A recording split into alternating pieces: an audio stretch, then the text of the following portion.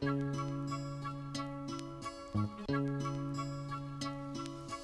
Jitsu Master and the Squid. The Jitsu Master and the Squid. The Jitsu Master and the Squid. The Jitsu Master and the Squid.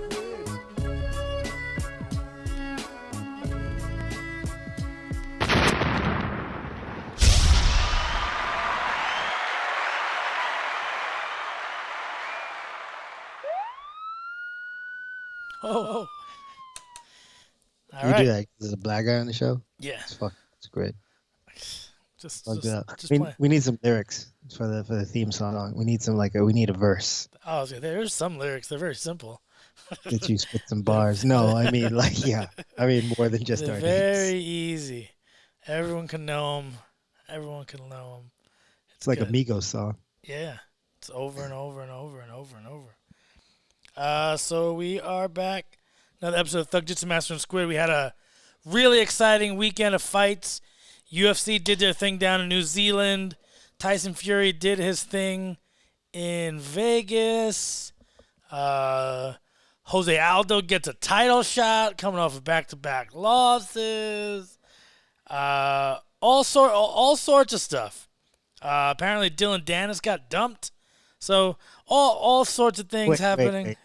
Wait, he got dumped by Connor or he got dumped by a girl? This girl, Savannah Montano.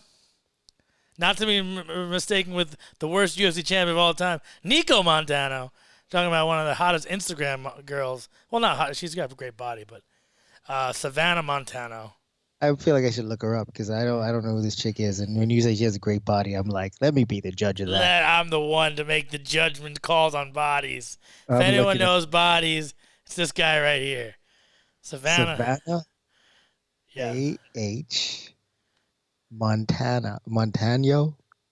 Yeah. Okay. Okay, let me take a look. See. Yeah. Taking a look. Approve, disapprove. She's all right. Is it worth the? Is it? Did he dodge a bullet? It's probably like awesome for him, but yeah, she's not my speed. Not your speed. That's fine. It's not. It's fine. I'm just going over some of the biggest news in the world of combat sports. Yeah, that was big news right there. Oh, he got dumped. Haters love that. He's got a lot of haters. Yeah, he deserves it though. Yeah, that's for sure. He deserves it. He deserves all the hate. You know what would be awesome if Khabib were to get with her and just put it on her, just wrestle her to the ground. Wow. And work his top game. Wow. That'd be fun. Anyway, so yeah, that was the big news. That was huge. Yep. That was huge. Yeah, that was huge. But you know what? Like the thing you said about Jose Aldo, that is kind of controversial. No. The guy has lost, I want to say, 4 of his last 6. Yeah. Either 4 or 5 or 4 of 6. There's other guys that deserve the fight. I assume it's Cejudo that made the decision that he chose his opponent. Seems to be that way. I mean, So Adesanya, same thing, doing the Romero. I get it. Romero he's right on the cusp, and he came really close to winning the title. But I prefer to give title shots to guys that deserve them based off of wins and wins. I think you should, because you could. We've seen this in the past. Guys' careers can spiral after things like this. You're back-to-back losses and you lose this. Aldo goes nowhere. Like it doesn't. This could be his last fight. We've seen it with BJ Penn, Anderson Silva, the Fedor. The fall from grace you can fall real fast, real hard, and you can. There's a lot of guys that started their career 17, 18, and 1, and at some point they're like 20 and 14. And so I worry for Aldo. He's taking a lot of punishment. I think he's taking a lot of shots. He doesn't deserve the title shot. it's a weird move because I thought he won the fight against Moraes, I did too. but the judges didn't give it to him. See, it's hard to make the decision as a company to say, you know what, I think he won. I Doesn't think he seem won. that hard. I think he won. So I'm gonna give him the he earned it. Eh, maybe give him another opponent. Yeah, it doesn't seem that hard though. No, I think Aljamain Sterling deserves a shot. I think Peter Yan deserves a shot. those are the but two. Yeah, those are the seems- two. It does seem to be Cejudo's decision. I think I saw a tweet or an Instagram post where he gave his reasons for choosing Aldo. Something about Peter Yan's English not being great, which doesn't really matter. It's a fight game. Yeah. I mean, fights are broadcast all over the world. But I don't remember his reasoning for Aljamain. I don't think, as the champion, you should be choosing who you get to fight. Nope. I think that's just like an all-comers thing. But I do think between Yoel Romero, Israel Adesanya and Henry Cejudo making this decision, it's so similar, but I do think it's different in the sense of Yoel Romero, he's established at 185. He's a threat to everybody, even though he's lost his last two. Was it the last two? I'm sorry. I know he lost to Costa, but no, he won. Was his fight before that was against Whitaker or It was what's his name? Rockhold? Whitaker? Rockhold, I believe. Okay, so we lost like two of his last four. But he's a threat at 185. There's still like top 10 guys that don't want to fight him. Like Jose Aldo is not a 135 pounder. He's fought one fight at 135. Like I don't remember what he weighed. I don't remember if he made 35. Yeah, and or how if he- good is his English? Seriously. If we're gonna compare English here, give me a goddamn break. If we have an English competition, Peter Yan might win. Peter Yan might win. competition. Yeah. So Hudo, man, you gotta test that guy for CTE at some point, man. Because the stuff that goes through his brain and the thoughts on his mind, they make no sense sometimes. They make no sense a lot of times. Things he says, I'm calling out women, all these things. He makes zero sense. All the skill in the world, not a lot of the brains. All the skill in the world, not a lot of height. Hey, you gotta focus Yeah, you can't have it all. on his skill game. He shows you can't have it all. You look at Cejudo, can't have it all. Got the Olympic titles, but not a very well functioning brain when it comes to common sense statements, especially public facing statements that are like almost your official statement. That was like an official statement. His English is not that good. Oh, cool. That's good. Okay, appreciate that, Henry. Henry. I think. See, but here's the thing. I feel like Jose Aldo, that maybe there's something he saw in Jose Aldo in the fight with Marlon Moraes, that he feels that he can really exploit, take advantage of. I don't feel that way, and I could be wrong, but I just feel that way. I don't feel that way about Israel Adesanya and Yoel Romero. I feel that the Yoel Romero fight is one of those things where it's like, this guy is one of the killers in the division. He's on my hit list. This is somebody I have to take out because I want the recognition of taking out everybody in my division who is the best. That makes Aldo is not a threat for the title, I think. No, right not at now. 135. He's far away.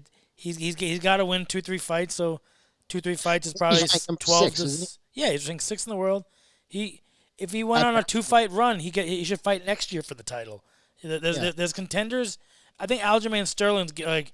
I think Cejudo's just trying to hold on to the belt. Just trying to. I think the argument is between Sterling and Yan as to who deserves it the most right now. I can tell you who doesn't deserve it. It's Jose Aldo, and I hope karma kicks in and something happens where this fight falls through. That's how I look at it.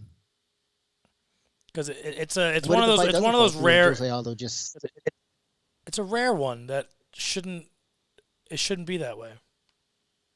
It shouldn't, but I mean, should it come to fruition, what if Jose Aldo wins this fight?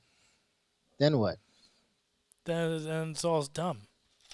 Is the belt kind of up in the air and up for grabs at 135, or can he dominate at 135 for a little bit? I don't think Jose Aldo can dominate 135.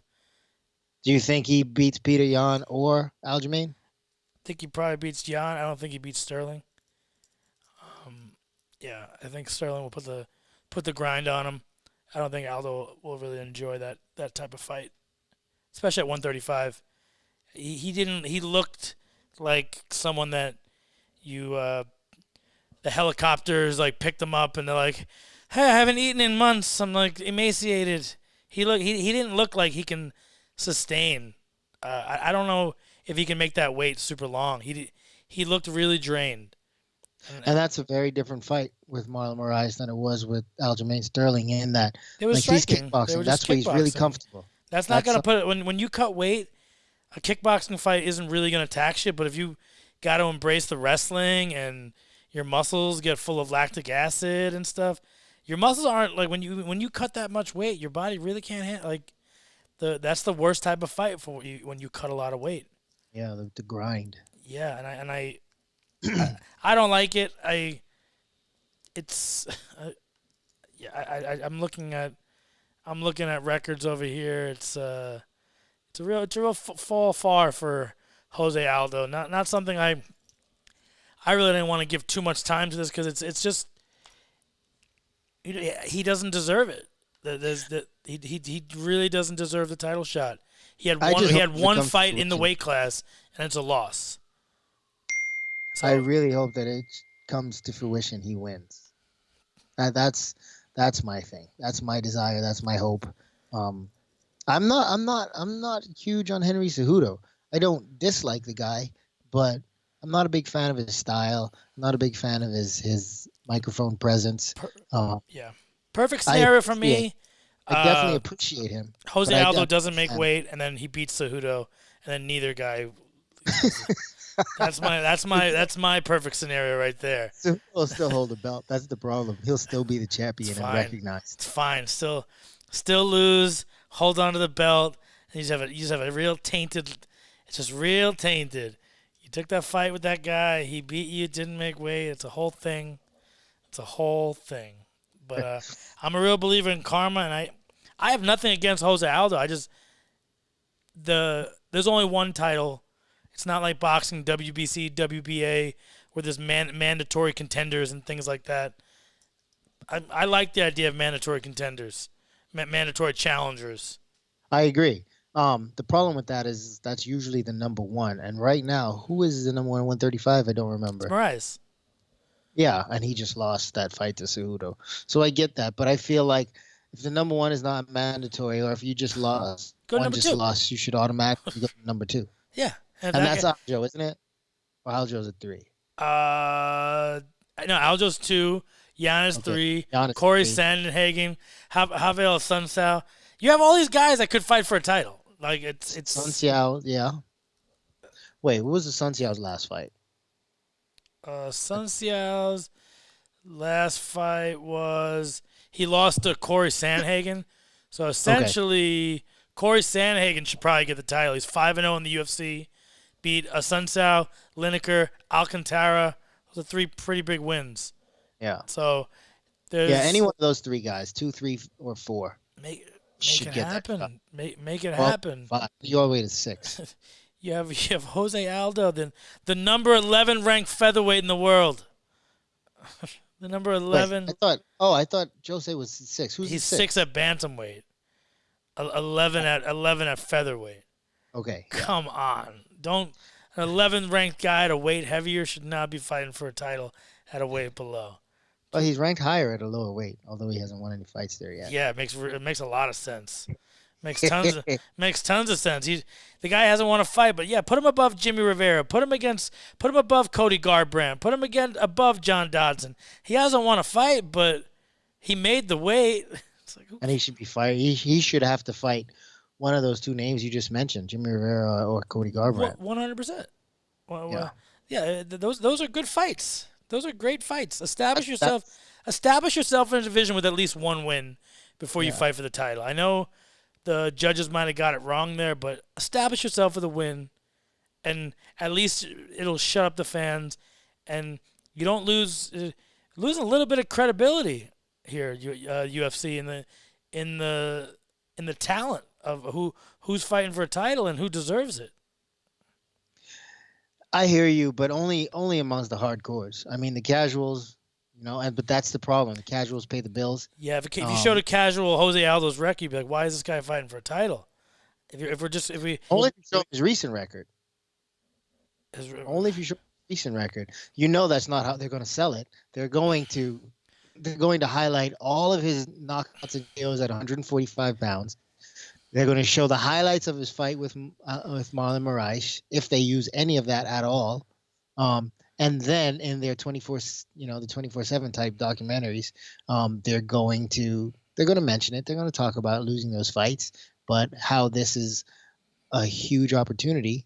How Jose can make a name for himself, and he can prove that he's back, that he's still the same guy. So, I mean, the spin on that is it's so easy to spin because of his resume, because of his history. Prove me wrong, Jose. Prove me wrong. But the casuals are the guys who pay the bills. The casuals are like the kid students at a mixed martial arts gym. They keep the lights on.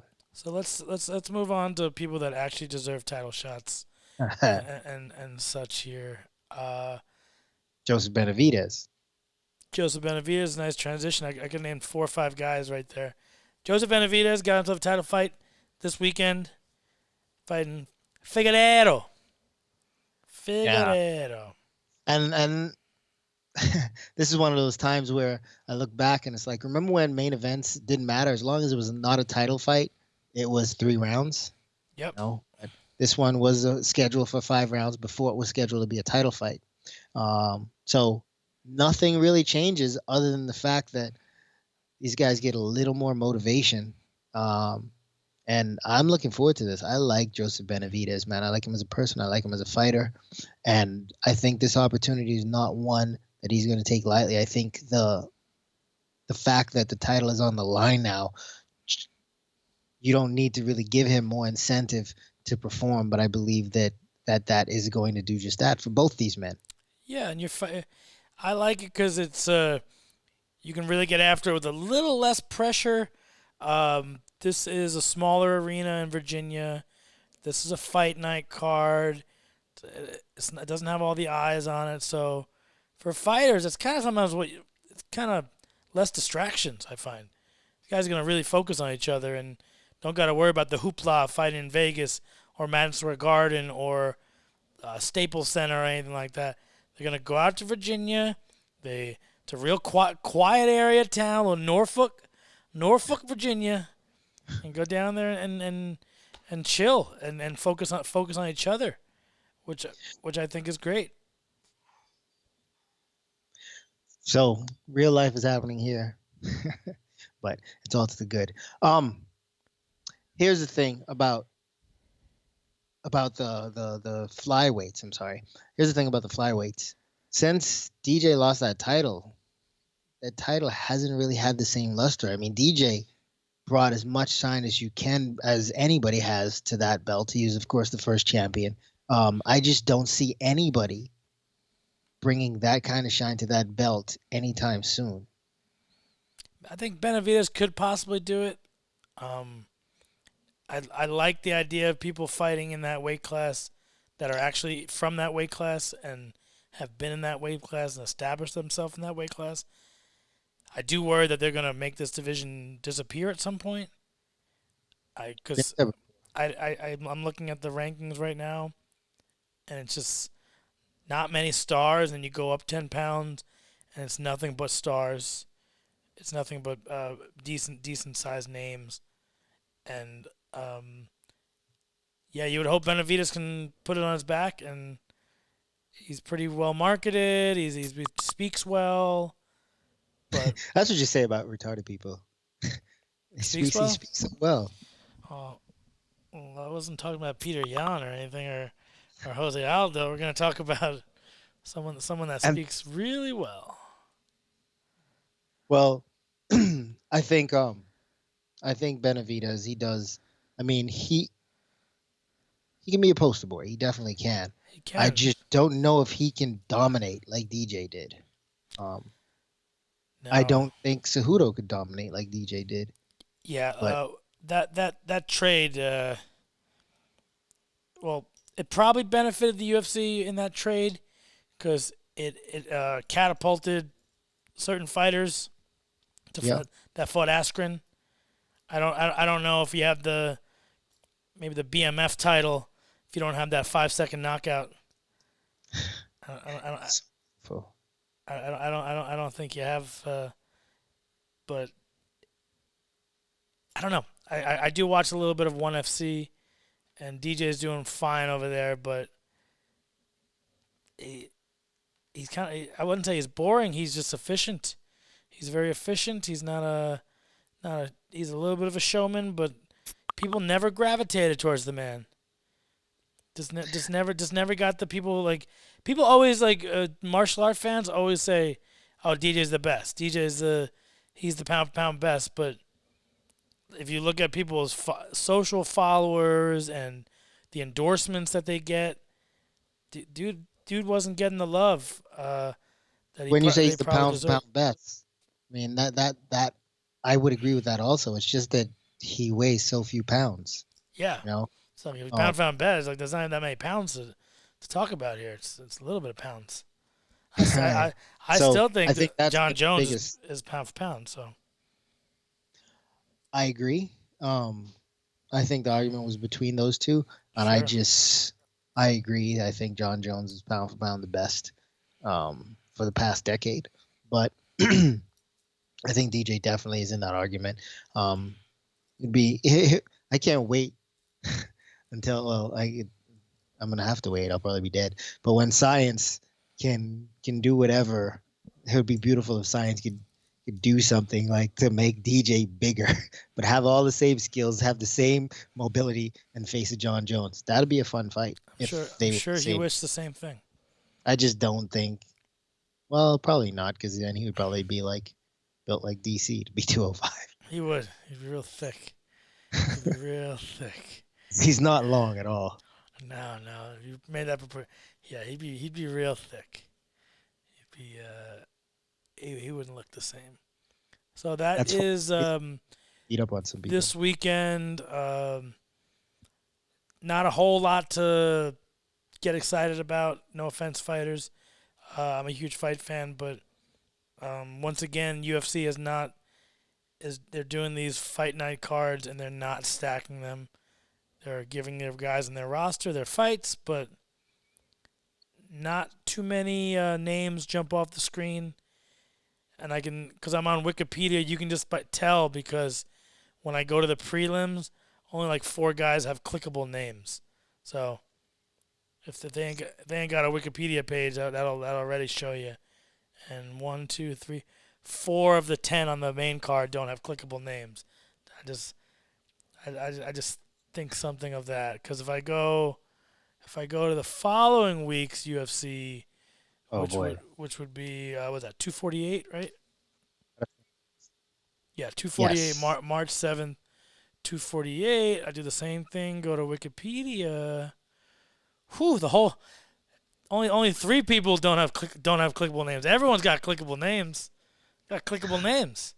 I see blue highlighted names. The entire main card clickable. Whole clickable. Prelim card clickable. Prelim card partly clickable. But all sorts of names I know facing each other. You got Sean O'Malley. You got Alex Oliveira, Max Griffin, Benil Dariush, Joanna, Romero, Adesanya, Emily Whitmire. You got names here. I couldn't do it for the Virginia card. And you can click them. They The better thing be about giving that, away those tickets. yeah, the thing about that though, the sports changed so much, man. I mean, when we were fighting, it's very different. But like now, these fight night cards, these ESPN Plus cards, are like LFA cards. You know, you They you are. have 2 names on there that you recognize or you know as the main event, and then there's a lot of guys trying to build their name and their reputation. But I mean, that's the good. ideal place for them to do it. I mean, It is. Sean O'Malley. If Sean O'Malley were fighting on this card and he were to do some of the things that he did in LFA, it would be huge for him.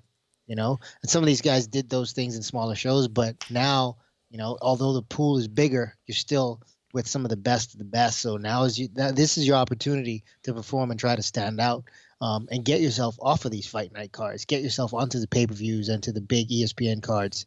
But this is your opportunity, man. And so you have to go in there with that same attitude that you went into those LFA and RFA fights, and that I want that UFC contract. You have to go in there now. You have the contract, but you have to go in there now and you want that UFC shine. So go out there and perform. The fact that your names aren't clickable, that's cool. It'll be clickable one day if you go out there and you do the things that you're supposed to do. You got to win, and winning in spectacular fashion only makes your stock go up higher.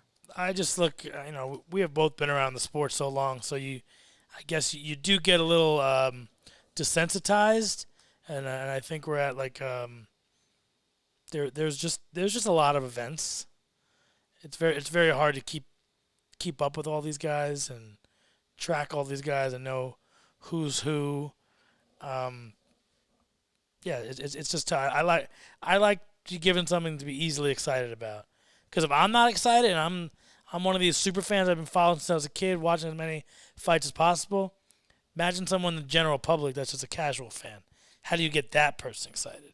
How do you get them to buy the tickets or just invest their time on watching the ESPN card? The only thing that makes this thing a little more exciting is that they did put a title on the line. If there was no title on the line, this one really goes in and out as a barely watched one. Now that the legit lineal world championship is up for grabs, it's a little more exciting.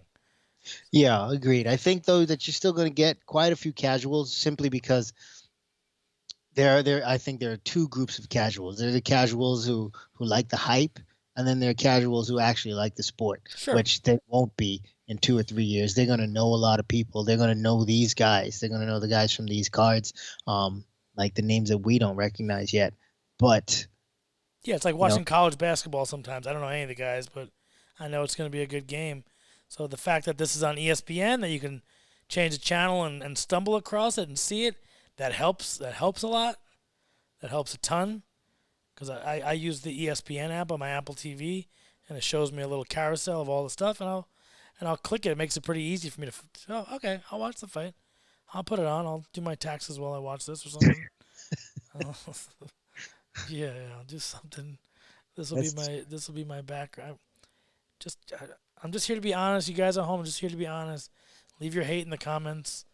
But I'd like to either pivot to, all right, we got heads will be boxing, tails is UFC. You want heads or tails? Heads. Like, you already picked what it is. I got tails. So we're going to talk about last week's main event, Dan Hooker, Paul Felder. Maybe the last we see of Paul Felder in the UFC as far as fighting. We'll see him commentate and call the action. Great fight down in New Zealand. Lightweight affair between two guys that their paths really were held in this fight, whether they're going to move up or go by the wayside. And Dan Hooker pressed the action, was fresher, his cardio looked better. He had great range control and was able to do really major damage in the first round on Paul Felder, and that told the tale of the fight. That early damage is very important. If you can hurt the guy's face, his eyes or his nose early, if you can mess up the guy's breathing or his vision, especially in a 5-round fight, big advantage. Yeah, agreed. And this was, though, I feel, Dan Hooker's toughest fight inside the octagon, toughest win in the octagon for sure. The Edson Barbosa fight was tough also, but Paul Felder, although he lost on the judges' scorecard, some people feel he won. He never faded. He was always in this fight. I don't like the idea necessarily of that being the last time we see Paul Felder. as a fight fan because he's a lot of fun to watch. He's technical in there. He's tough, durable, and he's got a lot of power. So putting those things together is always fun to watch that guy fight. I feel like this fight, Hooker was able to control the range. If Felder were able to get to the clinch and tie up a little bit more because he's very good on the inside and on those breaks. I didn't see him get there as much as I thought he would need to establish himself in this one. Hooker's really good at range, man, and coming off of this win, like he deserves a real shot. I think one, maybe two more fights, and he deserves a title shot should he win both of those, one or both of those, depending on who the opponent is. In the one or two fights, so fighting guys ranked higher, I think he deserves a title shot.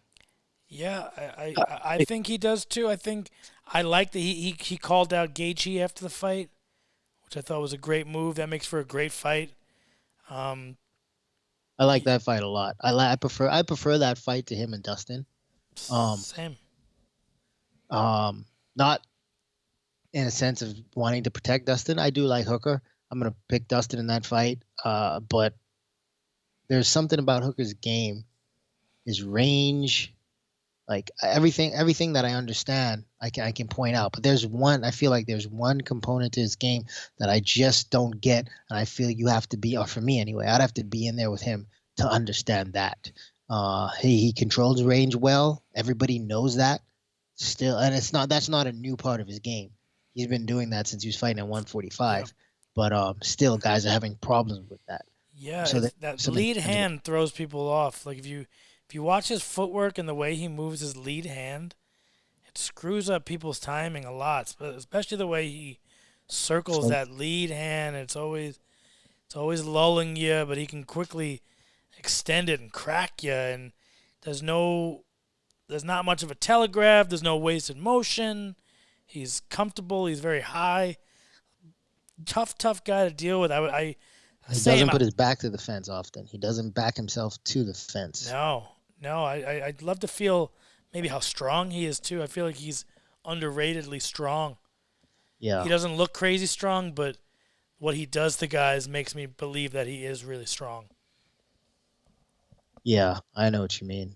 Like he doesn't have that overly strong build, but the way he's dismantled Iaquinta, especially the way he dismantled Felder, and Paul Felder looks strong.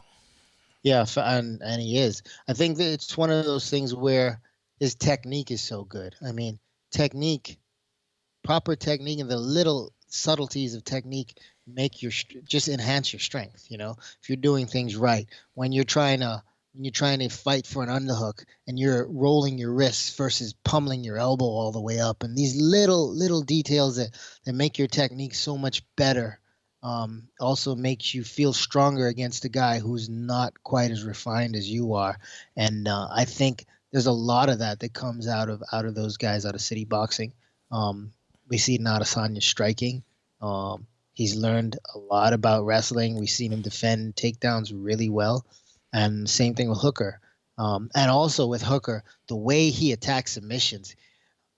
Like you shoot and he'll wrap up your neck really quick and look for it, and at the same time never allowing himself to get into bad positions. Should you escape the submission, then he's in a bad spot. No one has shot on him since probably the Mark DeCasey fight. No.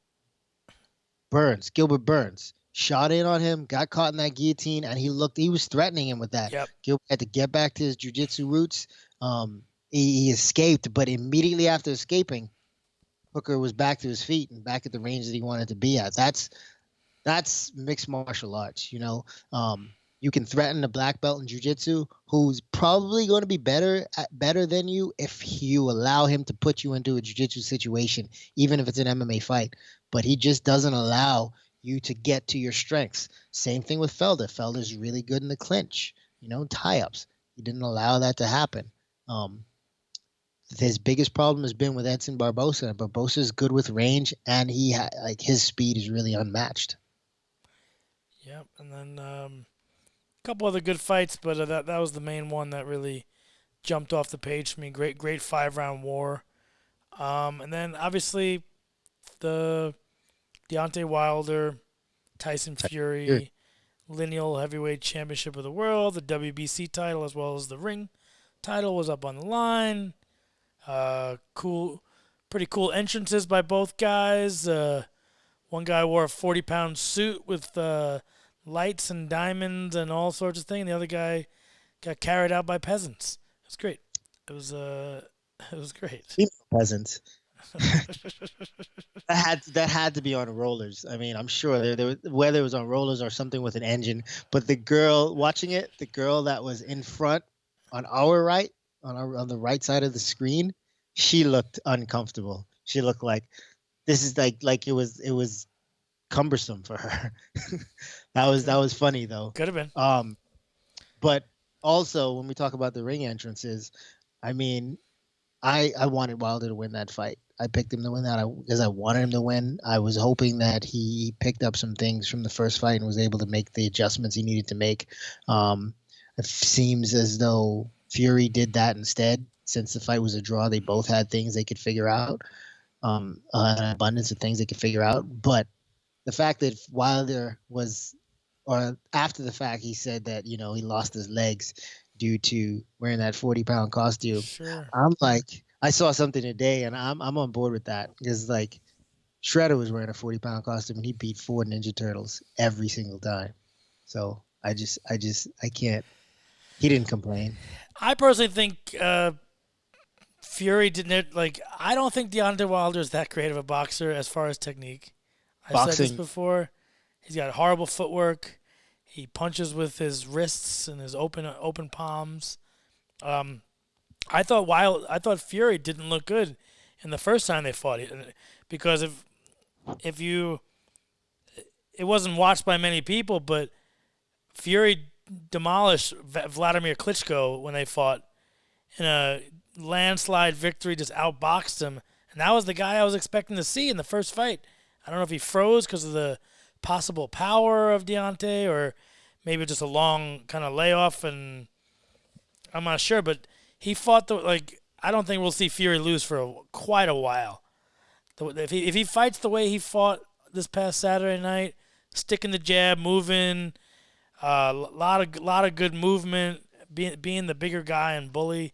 He came in at 273 pounds. It's a very big guy to move that well. He snaps his jab.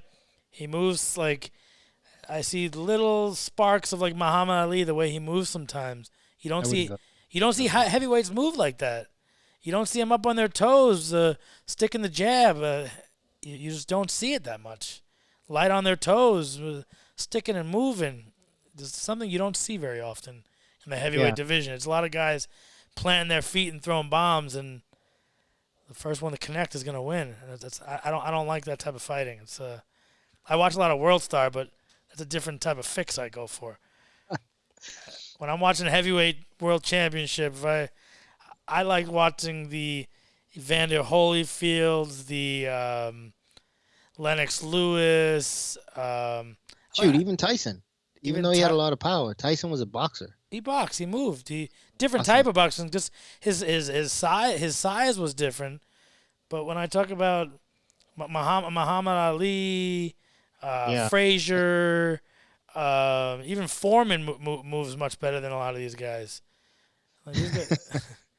He got that the double arm cross thing he did. Yeah, that thing about boxing though, I love the sweet science. I love watching boxing. I'm not big on punching, in a boxing match. And you see enough punchers in mixed martial arts, when I watch boxing, I do want to see the entire package. That's one reason why I've never really been a fan of heavyweight boxing since Tyson, since Holyfield. I like Lennox Lewis, but even at that time, I still watched a lot of the lighter weights from Felix Trinidad, Hopkins, Mayweather back then, man. Mayweather's fight with oh God, I can't remember off the top of my head right now. It'll come to me throughout the day.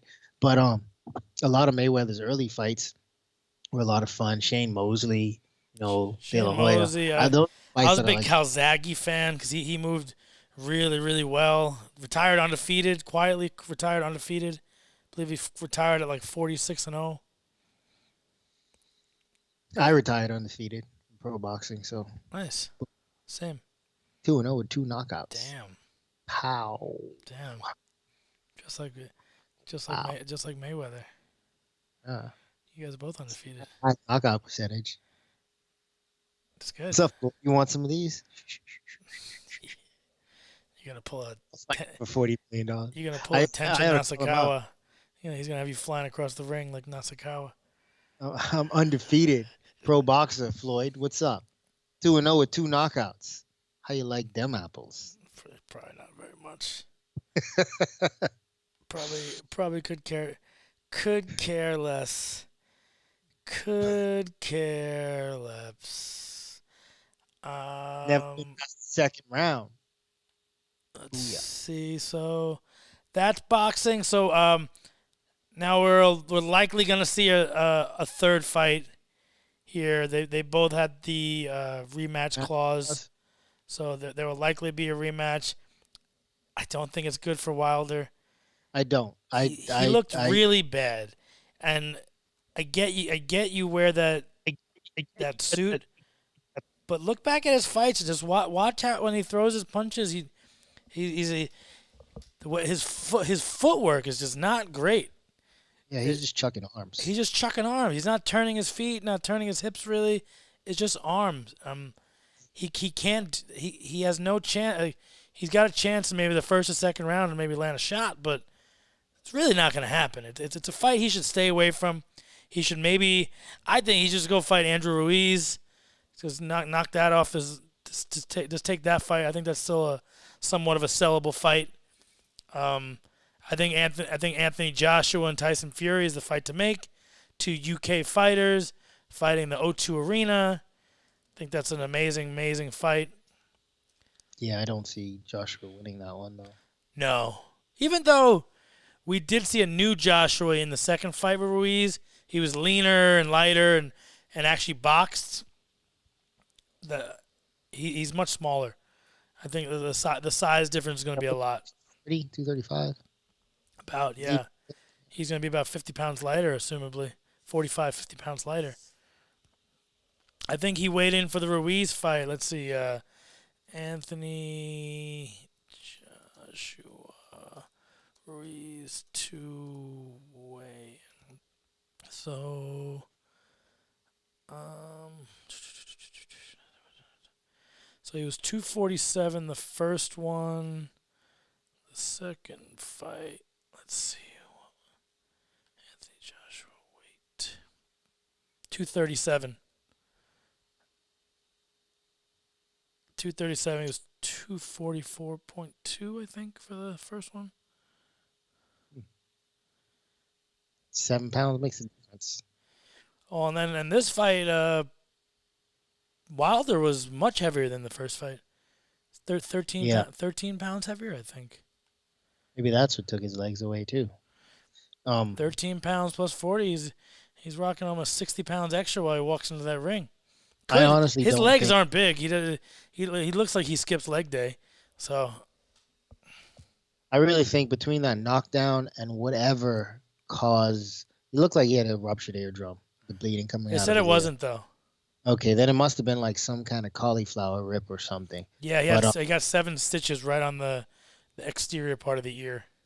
Okay. Well, he did look like his equilibrium was off after getting dropped that first time. He just looked off balance the entire time.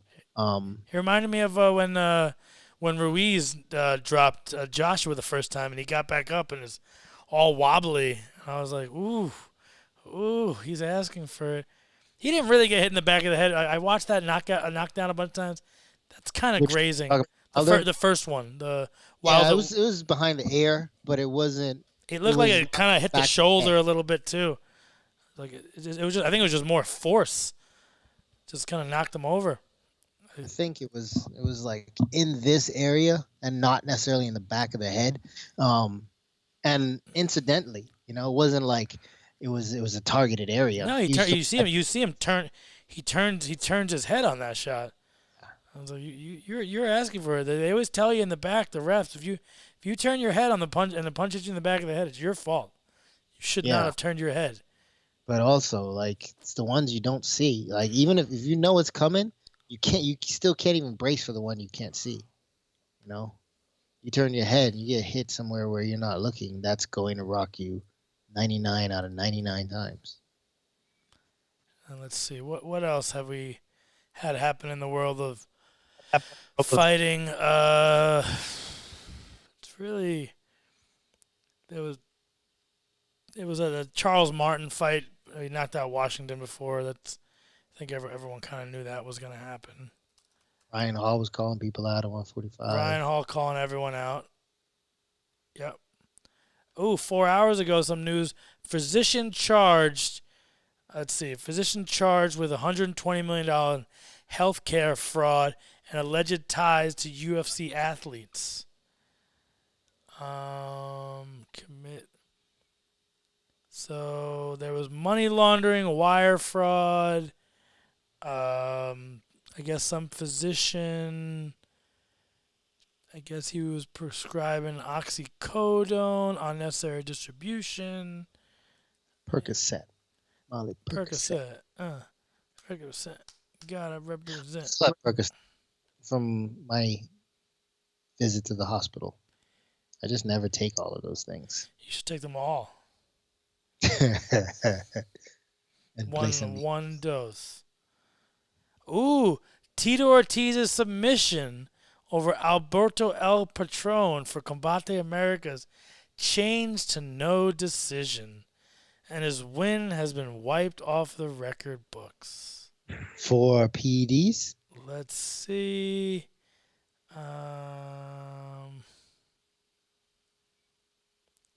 It doesn't say why.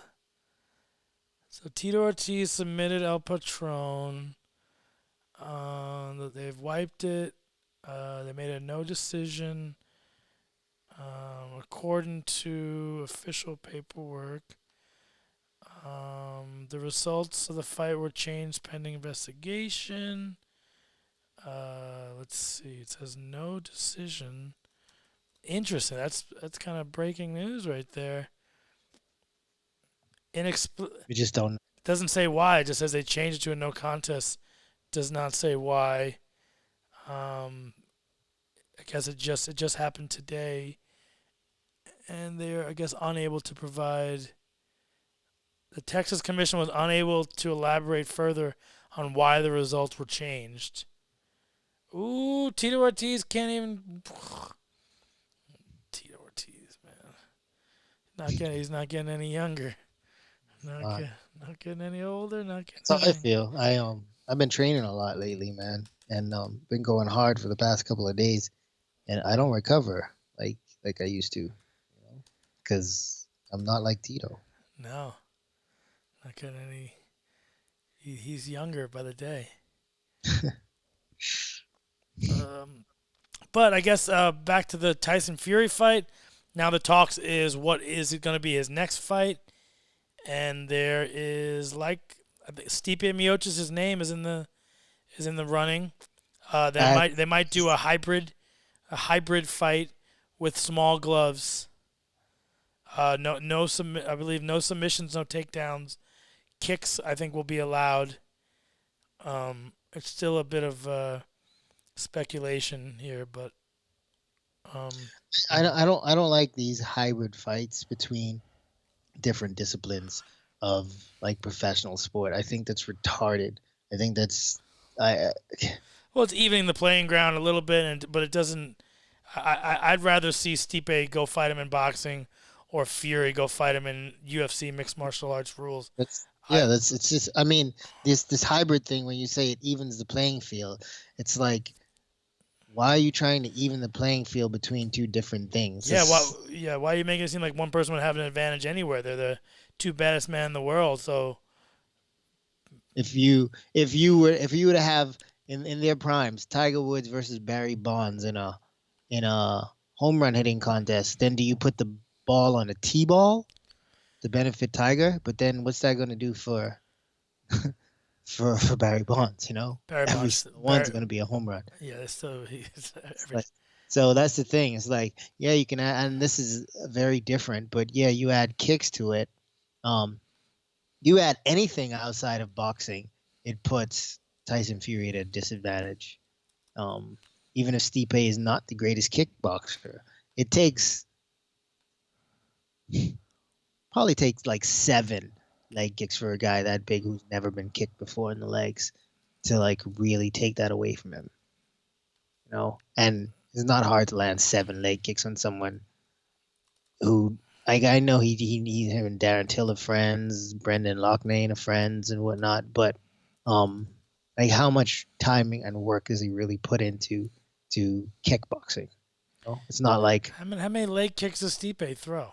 It's like, But when the rules change, when he can't shoot takedowns, when he knows this guy's not good at this thing, then that I am not great at, but I do it pretty often. So I'll just do that a bunch. I don't know. I just don't like these hybrid. I don't like the spectacle, man. I like truth. Like, I'm fine with some of these spectacles because, well, I thought it was great that Conor McGregor went and did a boxing fight. But it was like I was legit. good That's not with a spectacle. That's a pure boxing. pure Like, it's a boxing. spectacle, but he went into the other man's sport. I'm good with that. Do that. And then if Mayweather wants to fight him in MMA, we know what's going to happen, but I'm good with that. This hybrid stuff, it doesn't tell us anything. Well, we haven't even seen it though, really. Like when are we? We saw it Vandalay and Krokop. We see it, Yeah, and but it's was, been so long since one of those. yeah, but we saw it. Like, how is it going to change? And that was 2 guys who understood the whole kicking thing. Yep. Who understood a whole lot of what was going on anyway. Although Krokop was just more refined in the kickboxing world, Vandalay understood everything that was going to be happening there. It's just, I don't know. To me, it's just not entertaining. It's just a quick buck. I wouldn't watch it. I'm not going to watch it. Like, you'll tell me all about it, and we'll talk about it, and I'll shit on it again. They ended up, didn't they fight? They fought in MMA as well, though, right? Yeah, I believe so. They did both. I Yeah, think that was the rule. that was the one where you hit him on like the Bounce it off the side of the head, yeah, and fucking sent Vandalay spiraling. That's another guy that hopefully is done fighting. I don't know, man. Japan, they pay you enough money. Yeah, You got a lot of money in Japan.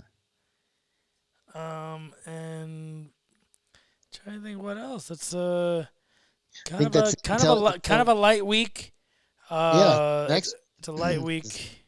I'm looking forward to that Yoel Romero Adesanya fight. So, like, we're gonna keep that. We're gonna save that because I'm excited about that, and I definitely want to get in that one. Yeah, and I don't. But think that's there's a big fight that I'm looking forward to next. Yeah, and it's a pretty open weekend too, as Bellator is not going to do an event until March, and then they believe they take off end of March and April to like let people like get married and do all that stuff. That's when like the company does like their summer, I believe. So there will not be any Bellator. Cool thing though, ONE FC is they partnered with remember the TV show The Apprentice? Yep. So they're gonna do an Apprentice ONE FC edition with 16 people vying for a job at ONE FC, $250,000 job working for ONE FC for a year. I want to get in on that. I was thinking the same. Even though I have a good job, I was like, I kind of want to go and win the show, and then bring the contract to my current job. Be like, you guys gonna match this? You guys gonna? Can I get a raise to $250K, please? Pay me. But they are taking applications right now. Okay. They are taking applications. There'll be 16 people vying for, which I think is super interesting. It's a nice little twist. ONE FC is trying to position themselves as this big brand that's doing things different, and I like it. They're more on the business side. MGM is producing it, so should have good quality. I wonder how it'll do. They're trying to spend a ton of money to try to make themselves a household name, which may In America or in Asia? they're trying to be a household name everywhere. Okay. Yeah, they want to be that world brand. They already claim that they have more people watching than the UFC. Okay. Just based on Asian numbers, Yeah, pure volume. it's a real thing. It is. No, soccer's the biggest sport in the world. Not football, or not American football. American football will get there. I don't know if it's going to catch on in Europe. Soccer's been too. Well, those games that they have in the they do a couple games a year in England. They get like 80,000 people at those games. Yeah, but that's like 80,000 people in one country. It's like 60,000 Americans fly out to support their teams, and then 20,000 England people show up. There's plenty of Americans that live in England now too. Yeah. So, like, I'm sure there are people like, oh, we're gonna have football here. Like, they'll spend the It's money. exciting, yeah. Yeah. And it makes if you get the right team, if you have the right team out there, every week you'll have fans flying in. I think the same way when the Raiders launch in Vegas, that's gonna be like the thing to do. You go to Vegas on Friday, you do something on Friday, catch a fight on Saturday, Sunday watch your team and be out. I think it makes for a nice little weekend. Take Monday off. Nah, you gotta be right back to work. You gotta be good to go. That's how people do it. I guarantee there's gonna be tons of people who do that and take Monday off. Yeah. I probably wouldn't. Because I don't know, leaving Vegas at 6 p.m. on a Sunday, and getting home at, if you're in Florida or something. After your team just lost. Yeah. I guess it's easy for me because I'm in L.A. It's an hour flight. It doesn't really do anything. Yeah. Nothing. Nothing. It's like my drive. I work 10 miles from here. It takes me an hour. So it's just like my commute. Yeah, LA traffic is something. That I don't miss, but I'll be back soon. Word. Well, another episode of Thug Jitsu Master and Squid. Make sure you click here, subscribe there, all that jazz. Yeah, And it's been a good show. next week, Tune in next week. It's going to be a little more exciting as we break down UFC 248 fight card. Maybe we'll get a guest on here. I don't know. Something of that nature. But maybe. We're definitely doing that. And yeah. Next week's going to be awesome. We're going to break down the fight, and we're going to break down the fight with a fighter. So cool. Let's get it done. Awesome. Thanks, Steve. Talk to you soon. This Peace. is Thug Jitsu Master and Squid show.